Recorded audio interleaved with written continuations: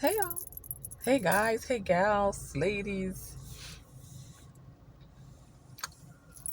Thanks for being here. It's been a minute since I've made a video. Been just a little bit busy during the summer with summer school, summer camp, traveling, um, working overtime, and just a few other things, getting some stuff done. Um, I recall the last time I made a video a couple months ago, I think. Had something to do with wreckers. I was talking with wreckers. And this video is pretty spontaneous, I would say, um, because I just got this feeling, this sense to talk about this particular subject right now, as though someone is waiting to hear it or can't wait to hear it, or that is vital for someone to hear right now. Okay. Um, my last video, I was talking about wreckers. Now, I chose to use the term wreckers because that's what I believe a certain type of individual is, because that's what they personify. That's what they do. They wreck situations, wreck families, sometimes people's minds. They wreck finances and literally physical material assets. They wreck cars, property, etc., and people. Okay, physical abusive situations. So that's why I want to discuss this, because it's vital. Wreckers, okay? There are people who are wreckers, but um, in the social sphere and in other cliques and circles, they're referred to as narcissists. Okay, now, of course, there's different levels of narcissism, or, some would say it's on the spectrum. There is the diagnosed level of NPD, narcissistic personality disorder. There is narcissism, persons with narcissistic traits, highly narcissistic traits, persons who are on the lower end or milder end of narcissistic traits. So it's on the spectrum. Unfortunately, many of you, I know I have encountered higher level narcissists. I don't know if they would be diagnosed with the disorder, but they definitely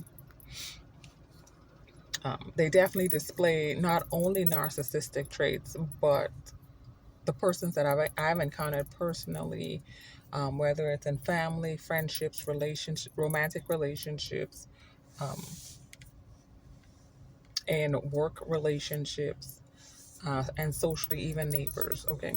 But they're high up there, if not sociopathic or psychopathic, okay? It's scary, real scary, dangerous. But I want to talk about peace and narcissism. Why would a narcissist deny you of your peace?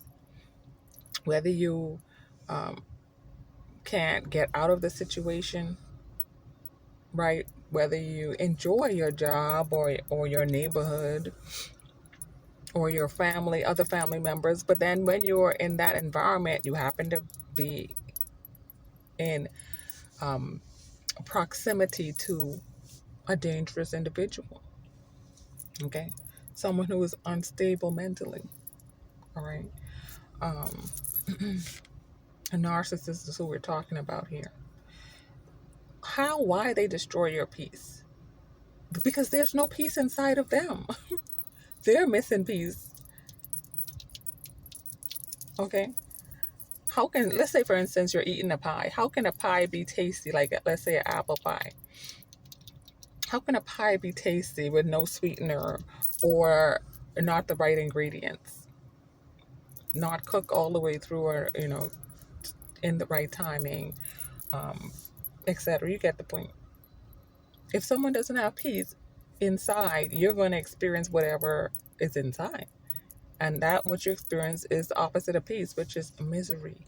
That's what they vomit out. That's their essence. That's what they have to give. That's what they have to give away. That's what they have to deliver to you. Misery, um, just upsets, all right? Um, certain triggers they enjoy pushing inside of people. Um, I will give you some instances. Let's say, for instance, you co parent or you parent or you attempt to parallel parent, whatever you want to refer to it as, with a narcissist. I don't know if any of you have attempted that in your lifetime. I have. And it's a serious situation. Maintaining your mental stability. Mm-mm. If you have not experienced it, get on your knees, thank your God. Okay, praise the Most High, or whatever you look up to say thanks, to give thanks. If, let's say, for instance, they can ruin your job situation, employment situation, especially if you are trying to stick to visitation, they're not trying to, because that means there's peace and they're not trying to give you peace. Okay, they don't appreciate peace. And if they don't appreciate it and they can't be by themselves and enjoy peace, they don't want you to. So let's say, for instance, time to go to work. Let's say they have your children or your child every other week or every other weekend or every other month or whatever the setup is. When it's time for them to pick your child or children up, what can happen? Oh, they can show up late to pick them up. So you're late. They can show up early. I mean, they can show up late to drop them off. And then you may have had other plans once they were dropped off or something like that. So that throws off, you being perhaps, let's say, late for work, because when they're late, they're late. It's not like, oh, you're 5 minutes, 10 minutes late. No, they're like 30 minutes, an hour late, sometimes hours late, or they might even change the whole schedule in their mind. They may not show up that day. They may say, oh, something came up, I'm going to bring them the next day. And this happens on a somewhat regular basis. And ironically, right, it happens with them often and not you or not other people, let's say, in your life who don't have um, highly narcissistic traits or who may not be diagnosable with it for NPD or sociopathy. If you had a trip to go on, you wanted to travel cross country, a road trip, or some other event you wanted to go to, make sure here's the plan. Make sure you plan things on your terms, not on their terms. Not, you know, well, my flight is at 8 a.m. And I have to be at the airport at 6 a.m. Okay, make sure the kids are here the night before. Don't do that. Make sure you have lots of time before they have to bring your kids or before they have to pick the kids up, if not a day, 2, 3 days ahead of time. Or have someone else in place, like a friend, a family member who don't mind being available whenever the other parent drops the kids off or pick them up, because you know that it can be way off and it can throw your time off, your life off, your experiences off, your peace, your joy off, if you haven't been there yet. And while I'm thinking about it, if you haven't had a child with narcissists, but you suspect the person is toxic, don't do it. I know it all is like hindsight is 2020. I know hindsight is 2020. But I'm saying don't do it. I'm saying it and smiling because I don't know, it's just human nature.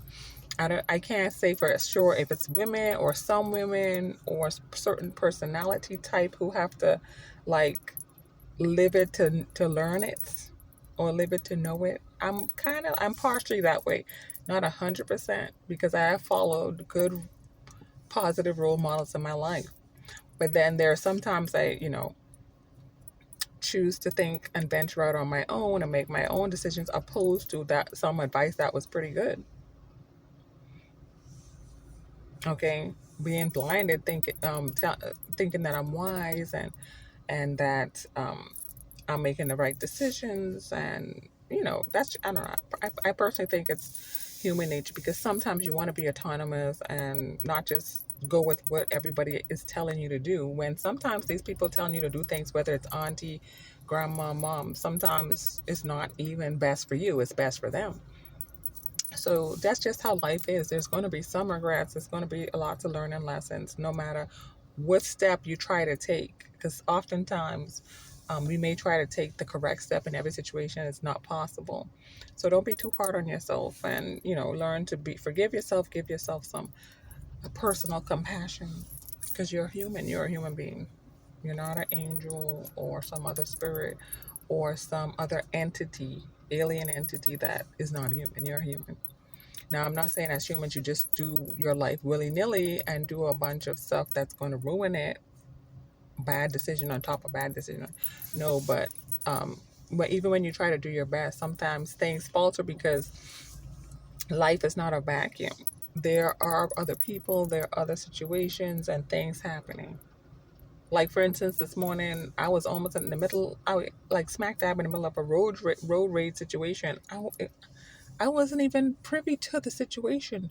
It's just these other two persons in their cars raging at each other, and I just happened to be in my car next to them, and my car almost got hit because one of the guys was just out of control, and he was chasing the other guy, doing 80 miles an hour in a 40-mile-an-hour area street, and he almost sideswiped me. I didn't even see them coming, speeding behind me. I just saw them swerving through traffic, and they swerved right in front of me, and he was in a truck, and the tail of his truck almost clipped my car, and it was scary.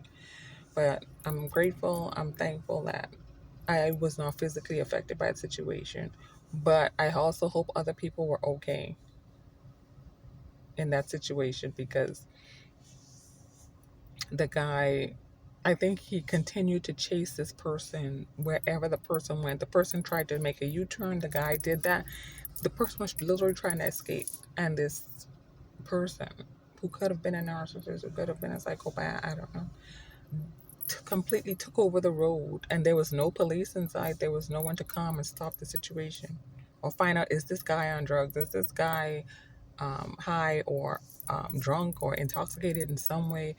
What is going on with this person? Like, I mean, even if they are high, intoxicated, or whatever, the fact that they chose to get on the road in that situation tells you that there's something emotionally, cognitively not connected. And then to risk the lives of other people on the road. But that's just something that came in here. Sorry. We're going to get back to what I'm trying to say. Yeah, so even if it's in your family, there's a family gathering, Thanksgiving, holidays, or family reunion, or wedding, or birthday party, baby shower, whatever the family, connection is going on. There's always that one somebody. I don't know if it's your uncle. I know for me it was an auntie, and sometimes an uncle, who would just say the most off the wall thing, the most off putting thing to embarrass everyone else around or to embarrass one particular person, somebody who is usually like a target of this auntie or uncle who they don't like, who triggers them because either of jealousy or something the person may not even know. Why does the auntie continue to bash them, bully them, come for them in a negative way, try to embarrass them, show them out?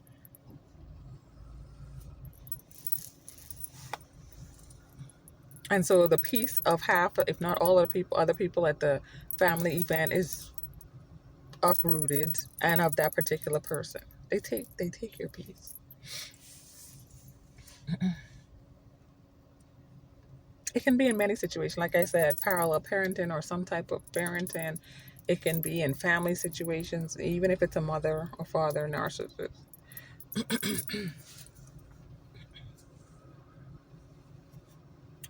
At work, there can be one who is always causing some type of drama, the one who's carrying gossip everywhere, making up lies, taking all of the accolades for the team achievements, right? Finding ways to um, see if they can get you out of a position, out of a job, to trigger you, to throw you off, to make you so uncomfortable that you don't want to come back there. Many people do leave their jobs because of such people, antagonistic people. Sometimes it's really too much. Sometimes it's, you may love your job so much, or you need it, or you feel desperate for this particular position that you stay, but then sometimes it's like, if I stay, my sanity is going to go. All right, my health is going to go. My joy is going to go. My family is going to suffer from my unhappiness, from my stress. So sometimes you gotta go. Many times you gotta go. I mean, there's other situations you may run into people shopping, some rude cashier who may be on the milder end of toxicity, some of them on the higher end. But it is always nice when you do meet a cordial person, whether it's the customer or the cashier or a client or whoever it may be. It is a pleasure. Okay, it's pleasurable because the opposite is, makes you want to like question humanity. But then the sweet, kind people, that's why we should continue to be that way, gives others hope, give you hope, lets you, mirrors your kindness, mirrors your compassion, thoughtfulness to others, your sweetness, and your caring. Somebody got to care. If nobody care, where would this world be? Completely hell on earth? Not just, because some people do believe earth is hell. But, I mean, at least the rest of the humans make it bearable, despite the ones that make it scary, a nightmare. That's why we shouldn't give up, because you can find, all of us can find those type of people that can come into our lives. It's possible, it's there. I know people personally who have found great friends, partners, people who they now consider their family, despite growing up in narcissistic situations, family members, despite having friends in the past who were that way, psychopathic, despite being in jobs, right? Let this type of disruptor, this nightmare, push you towards your purpose. Let it like push you and push you and push you, because that's how I envision it. It pushes you and pushes you and pushes you towards your purpose.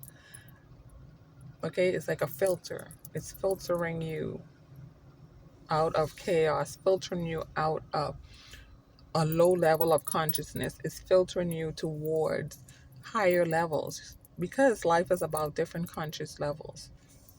When you were younger, you didn't know what you were dealing with. When you became a teenager or young adult, if you are at that place now, you may not be quite aware of what you're dealing with. As you get older, it becomes more aware if you're a conscious person versus people who cannot mature, people who cannot filter, people who cannot achieve personal growth and um, self reflect, be self reflective, see where they can improve, where they can change for the better of those around them. But you can. And that's how you achieve this higher level of consciousness. Because what you are aware of now is not something you may have been aware of in the past. And what's coming in the future is going to make you even more aware. So look forward to that. So you know that there's something better. Because the more you know, the better you get. Particularly if you take action on what you're learning, take action on what you know.